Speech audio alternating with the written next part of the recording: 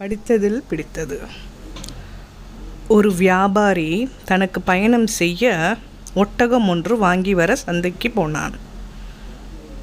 ஒட்டக வியாபாரியிடம் அப்படி இப்படி என பேரம் பேசி நல்ல விலைக்கு ஒட்டகத்தை வாங்கி கொண்டு ஓட்டி வந்தான். ஒட்டகம் வாங்கிய வியாபாரிக்கோ மகிழ்ச்சி, நியாயமான விலையில் நல்ல தரமான ஒட்டகம் கிடைத்தது என்று.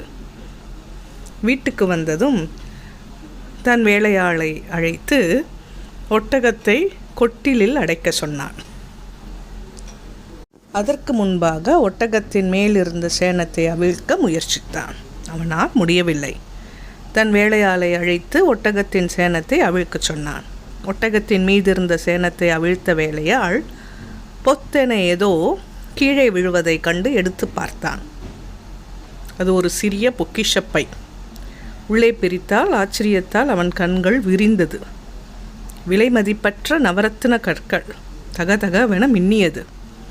அதை எடுத்துக்கொண்டு முதலாளியிடம் ஓடி வந்து அதை காண்பித்தான். உடனே வியாபாரி அந்த பையை இப்படி கொடு, உடனே அந்த ஒட்டக வியாபாரியிடம் கொடுக்கணும்னு சொல்லி புறப்பட்டான். பணியாளோ, ஐயா, இது யாருக்கும் தெரிய போவதில்லை, இது இறைவனின் பரிசு, நாமே வைத்து கொண்டால் என்ன, தாங்கள் அதிகமாக வைத்து கொண்டு எனக்கு கொஞ்சமாக கொடுங்கள் என மிகவும் வற்புறுத்தினான். வியாபாரியோ ஒத்துக்கொள்ளாமல் ஒட்டக வியாபாரியை பார்த்து ஒப்படைக்க புறப்பட்டு போனான்.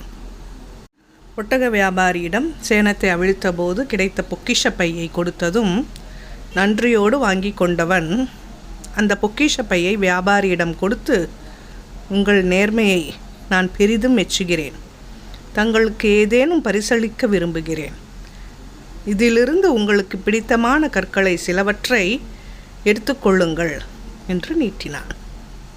அதற்கு அந்த வியாபாரியோ சிரித்துக்கொண்டே, உங்களிடம் இந்த பொக்கிஷத்தை தரும் முன்பே 2 விலையுயர்ந்த இரத்தினங்களை நான் எடுத்து வைத்து கொண்டேன் என்றான். உடனே ஒட்டக வியாபாரியோ கற்களை எண்ணி பார்க்க எதுவுமே குறையவில்லை. சரியாக இருந்தது கண்டு குழம்பினான். உடனே அந்த வியாபாரி, நான் சொன்ன 2 இரத்தினங்கள், 1 எனது நேர்மை, 2 எனது சுயமரியாதை என்றான் கம்பீரமாக, சிறிது கர்வமாக கூட. நேர்மையாளனாக வாழ்வது பெரிய விஷயம் அல்ல. தவறு செய்யக்கூடிய சந்தர்ப்பமும் வாய்ப்பும் வாய்த்தாலும் நேர்மையாக வாழ வேண்டும். வாழ்வில் ஒரு நாள் நேர்மையாய் வாழ்ந்து பார்த்தால், அதன் ருசி உணர்ந்து விட்டால், நாம் எதற்காகவும் நேர்மையை இழக்க மாட்டோம். நேர்மை கூட ஒரு போதைதான்.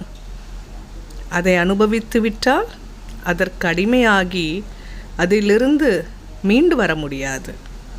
ஆனால் மன நிம்மதி கிடைக்கும். படித்தேன், பகிர்ந்தேன். அன்புடன் வாசித்தமைக்கு நன்றி. சப்ஸ்கிரைப் செய்யாதவர்கள் சப்ஸ்கிரைப் செய்யவும் மற்றவர்களுக்கும் பகிரவும் நன்றி.